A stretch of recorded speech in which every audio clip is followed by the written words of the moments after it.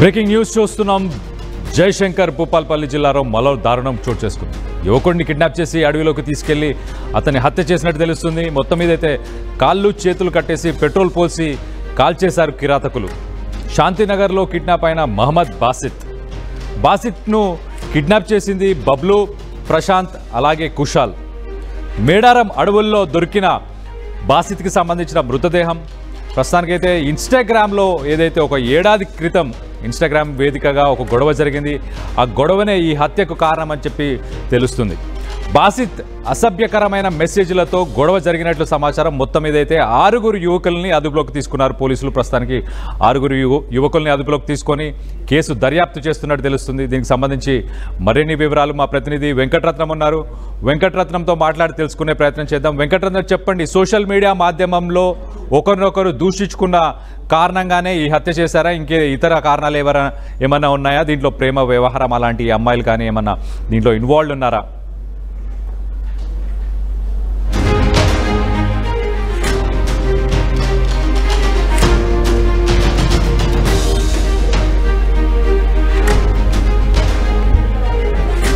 వెంకటరత్నం, జయశంకర్ భూపాల్పల్లి జిల్లాలో మరో దారుణం చోటు చేసుకుంది. యువకుడిని చంపారు కదా, అది సోషల్ మీడియా మాధ్యమంలో ఒకరినొకరు దూషించుకున్నందుకే ఈ సంఘటన చోటు చేసుకుందా? దీంట్లో ప్రేమ వ్యవహారం కానీ ఎవరైనా అమ్మాయి కానీ ఏమైనా ఇన్వాల్వ్ ఉందా ఈ కేసులో?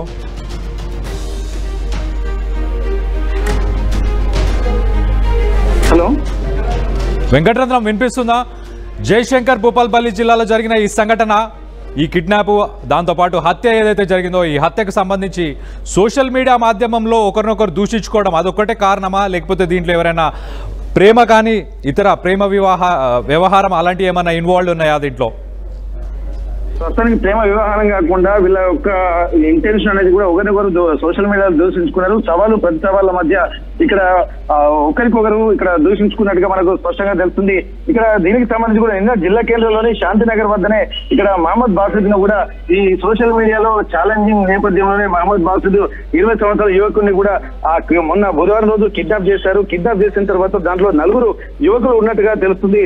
ఆ 4 యువకులకు సంబంధించి కూడా వాళ్ళ ఇంట్లో కూడా ప్రాణహాని అని చెప్పి ఇంట్లో చెప్పారు మహమ్మద్ బాసిద్ అనేటువంటి ఆ యువకుడు. అలాగే స్థానికంగా ఉన్నటువంటి ఆ పోలీస్ స్టేషన్ లో కూడా కొంత ఇన్ఫర్మేషన్ కూడా ఇచ్చి నాకు ప్రాణహాని అని చెప్పి ఆ పోలీసులకు కూడా చెప్పినట్టుగా తెలుస్తుంది. అయినప్పటికీ కూడా పోలీసులు కూడా సకాలంలో స్పందించలేదు అని చెప్పి అంటున్నారు.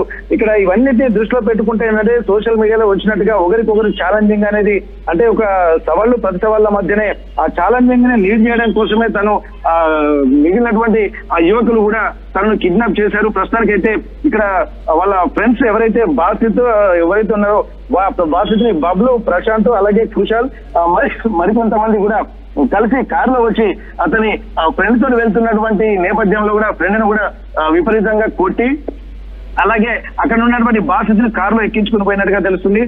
ఎక్కించుకుని పోయిన తర్వాత ఇక్కడ వీళ్ళందరూ కూడా పక్కనే ఉన్నటువంటి మేడారం అంటే అక్కడ నుంచి మేడారం వెళ్ళేటువంటి దారిలో మేడారం నుంచి అలాగే భూపాల్పల్లికి వచ్చేటువంటి దారిలో కూడా రోడ్డుకు ఒక అంటే 200 మీటర్ల దూరం లోపలికి కూడా వెళ్ళి అతన్ని చంపినట్టుగా తెలుస్తుంది. అంటే పూర్తిగా పెట్రోల్ పోసి దీనికి సంబంధించి ఆనవాళ్ళు లేకుండా చేసేటువంటి ప్రయత్నం చేశారు. కానీ అప్పటికి పూర్తిగా కాలిపోకుండా పాక్షికంగా కాలిపోవడంతో ఆనవాళ్ళను బట్టి పోలీసులు కూడా కిడ్నాప్ కేసు నమోదు చేసుకుని మళ్ళీ దర్యాప్తు చేస్తున్నటువంటి క్రమంలో విషయం వెలుగులోకి వచ్చింది. ప్రస్తుతానికి సోషల్ మీడియాలో కూడా ఒకరికొకరు తిట్ల వర్షం మనకు కనిపిస్తుంది. ఛాలెంజ్ లో అలాగే సవాళ్ళు ప్రతి సవాళ్ళ మధ్యనే ఇది ఒకరికొకరు ఈగోయిస్ట్ కు పోయి అంటే మాట తప్పే పరిస్థితి లేదన్నటువంటి కోణంలోనే మహమ్మద్ బాసిద్ ను తీసుకెళ్లి చంపినట్టుగా ఇక్కడ కనిపిస్తుంది. ప్రస్తుతానికి పోలీసులు మాత్రం ఉదయం అతని మహమ్మద్ బాసిద్ డెడ్ బాడీని కూడా తీసుకెళ్లి పంచనామా నిమిత్తం తరలించారు. దానికి సంబంధించి కూడా అంటే కొట్టి చంపారా లేకపోతే ఇంకా ఏ రకంగా చంపి పెట్రోల్ పోసి తగలబెట్టేటువంటి ప్రయత్నం చేస్తారా అన్నటువంటి కూడా పోలీసులు దర్యాప్తు చేస్తున్నారు. దీనికి సంబంధించినటువంటి పూర్తి వివరాలు కూడా పోలీసు దర్యాప్తులో ఇంకా పూర్తిగా వెల్లడయ్యేటువంటి అవకాశం ఉంటుంది. ప్రస్తుతానికి ఒకరికొకరు వెంకటరత్నం కుటుంబ సభ్యులు ఏమంటున్నారు అంటే పోలీసులను ఆశ్రయించిన తర్వాత కూడా ఈ సంఘటన చోటు చేసుకుంది, వాళ్ళు ఏం చేయలేదని చెప్పేసి, మరి మొత్తానికైతే కుటుంబం ఏమంటుంది? దీనికి గల కారణాలు సోషల్ మీడియా మాధ్యమంలో గొడవ జరగడం అదొకటే కారణమా? ఆల్రెడీ థ్రెట్స్ ఇచ్చారా వీళ్ళు?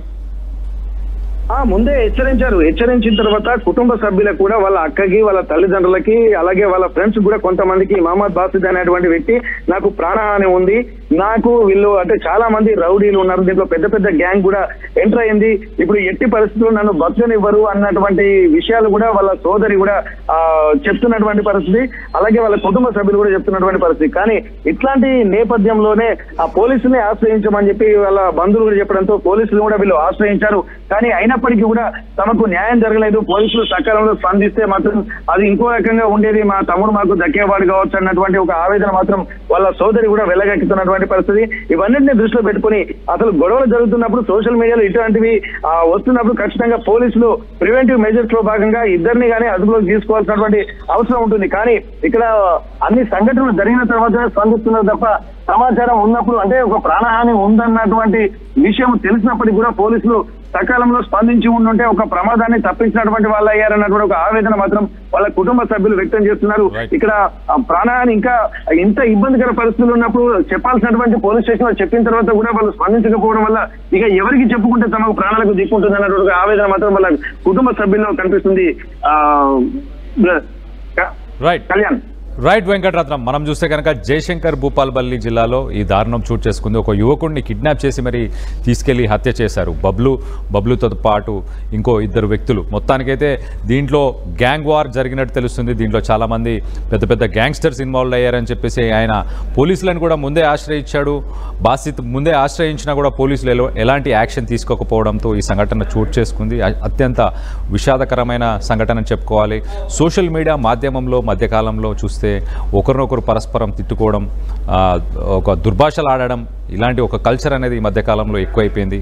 ఇలాంటి సంఘటనలు చూసినప్పుడు మీకు ఏమనిపిస్తుంది అనేది కింద కామెంట్ రూపంలో తెలియపరచండి.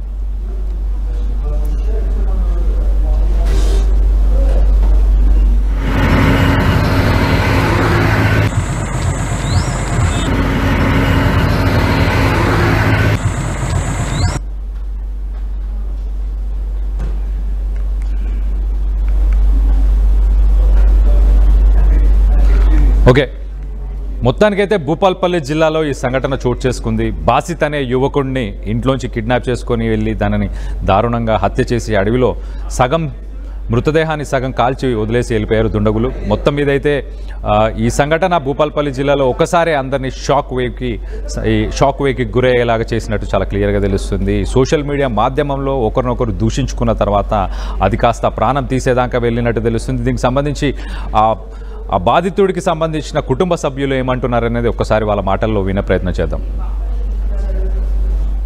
మొహమ్మద్ బాసిత్ మా తమ్ముడు 12 గంటలకు వెనస్డే రోజు మా తమ్ముడు స్నానం చేసి అక్క నాకు పేషి ఉందని మధ్యాహ్నం 12 గంటలకు బయలుదేరి అబ్దుల్ కలాం సార్ లాయర్ దగ్గర మాట్లాడి, సార్ నాకు ఇట్లా ప్రాణహాని ఉంది, నేను ఒక పిటిషన్ రాయాలి సార్, మీరే రాయండి అని అబ్దుల్ కలాం సార్తో పిటిషన్ రాపించుకొని భూపాల్పల్లి స్టేషన్లో రాంబాబు అనే సార్తో కలిసి, సార్ నేను ఇట్లా పిటిషన్ ఇస్తున్నా, నేను బయటికి వచ్చి నన్ను చంపుదామని చూస్తున్నారు, నా పిటిషన్ తీసుకోండి సార్ అని గట్టిగా యాక్షన్ తీసుకున్నాను వాడు చెప్పి సార్తోని మా తమ్ముడు పిటిషన్ ఇచ్చాడు. పిటిషన్ ఇచ్చాక కూడా సార్ వాళ్ళు ఏం యాక్షన్ తీసుకోలే. సార్ వాళ్ళు వస్తారు కావచ్చు అనుకున్నాడో ఏమనుకున్నాడో మా తమ్ముడు అక్కడ నుంచి బయలుదేరి ఇంటికి వచ్చే టైంకి అప్పుడే మా తమ్ముడికి కిడ్నాప్. మా తమ్ముడు నేను దారిలో ఒక్కనే ఉన్నారా అరుణ్ అనే వ్యక్తికి కాల్ చేశాడు. అరుణ్ మా తమ్ముడు దోస్తు, ఆ దోస్తుగానికి ఫోన్ చేసి బండిలో రారా ఇంటికాడ దింపుదని చెప్పిండు. చెప్పిన తర్వాత ఆ దారిలోనే వీళ్ళకి అటాక్ చేసి అరుణ్ అనే అబ్బాయికి కొట్టి మొత్తం కన్ను అంతా పలిగినట్టు కొట్టారు. మా తమ్ముడిని కాళ్ళు చేతులు కట్టేసి చిత్రహింసలు పెట్టి కార్లో వేసుకొని వెళ్ళారు. వెళ్ళిన తర్వాత అరుణ్ అనే అబ్బాయి నా దగ్గరికి వచ్చి, అక్క మీ తమ్మునికి ఇట్లా ప్రాణహాని ఉంది, మీ తమ్ముడు ఇట్లా పిటిషన్ కూడా ఇచ్చిండు అక్క, ఒకసారి వెళ్ళి మీరు కూడా మాట్లాడండి, నేను నా పాత్ర ఏం కూడా లేదు కానీ నన్నే ఇంత ఘోరంగా కొట్టిల్లక్క, మీ తమ్ముడిని మీ తమ్ముడు అక్కడ స్టేషన్లో పిటిషన్ ఇచ్చిన కూడా యాక్షన్ ఏం తీసుకోలే అక్క, మీరు వెళ్ళి ఒక్కొక్కసారి పిటిషన్ ఇవ్వండి, అక్కడ పెద్ద పెద్ద రౌడీ షీటర్స్ లాగా ఉన్నారు, వాళ్ళు చంపుతారు కావచ్చు అనుకొని ఈ అబ్బాయి ఒక డౌట్తో వచ్చి నాకు చెప్తే నేను నిజమే అనుకొని అదే డౌట్తో నేను కూడా వెళ్ళి స్టేషన్లో ఫిర్యాదు అయ్యి పిటిషన్ ఇచ్చాను. పిటిషన్ ఇచ్చిన తర్వాత 24 hours తర్వాత నా పిటిషన్ వాళ్ళు రిసీవ్ చేసుకున్న తర్వాత నా తమ్మునికి వెతకడం స్టార్ట్ చేశారు. కస్టడీలో అరుణ్ అనే అబ్బాయికి తీసుకున్నారు. అరుణ్ అనే అబ్బాయికి కస్టడీలో తీసుకున్న తర్వాత కుశల్ అనే ఒక వ్యక్తి కార్ నడిపిన కుశల్ అనే అబ్బాయి దొరికిండు. జంగల్లో కారు, ఆ జంగల్లో ఆ మనిషి ఎక్కడ దొరికిందో ఆ పోలీసు వాళ్ళు నేను సాయంత్రం మళ్ళీ స్టేషన్కి రండమ్మా అని చెప్పారు. స్టేషన్కి వెళ్ళే వరకు ఒక వ్యక్తి దొరికిండమ్మా, వానికి కస్టడీలో తీసుకున్నాం, మీ తమ్ముడు ఎక్కడున్నాడో మార్నింగ్ వరకు మేము చెప్తామని చెప్పారు. అప్పటికి 2 days అవుతుంది మా తమ్ముడు మిస్ అయ్యి. నేను SSR CSR తోని కలిసి వాళ్ళ కాలు చేతులు మొక్కి, సార్ నా తమ్ముడు ఎక్కడున్నాడు సార్ మాకు తీసుకొచ్చి ఇవ్వండి, వాడు 24 hours కన్నా ఎక్కువ అవుతుంది సార్, కొంచెం చూసి నా తమ్ముని తీసుకురండి అని సార్ వాళ్ళతో నేను కలిసి మాట్లాడాను. సరే అమ్మ నీకు న్యాయం చేస్తాం వెళ్ళండి అమ్మ అని చెప్పారు. తర్వాత నెక్స్ట్ డే మార్నింగ్ వచ్చి మాతోని సైన్ తీసుకున్నారమ్మా, ఈ కేసు ఫైల్ అయింది మీ తమ్ముని కోసం అని చెప్పారు. సాయంత్రం వచ్చి మా అమ్మ వాళ్ళని తీసుకెళ్ళి మీ అబ్బాయి చనిపోయిండు చంపిల్లమ్మా, మేడారం అనే అడవిలో మా తమ్ముని చిత్రహింసలు పెట్టి మొత్తం పొడిచి కళ్ళు పేగులన్నీ బయటికి తీసి వాడిని మొత్తం కాలు చేతులు కట్టి నోట్లో గుడ్డ పెట్టి పెట్రోల్ పేసి మరీ చంపిండు. కానీ వాడు అంత ఘోరం ఎవరిని ఏం చేయలే, ఏం తప్పు చేయలే. మా తమ్ముడు ఏం తప్పు చేయకముందే ఘోరంగా వానికి చిత్రహింసలు పెట్టి చంపిళ్ళు. ఆ చంపిన వాళ్ళు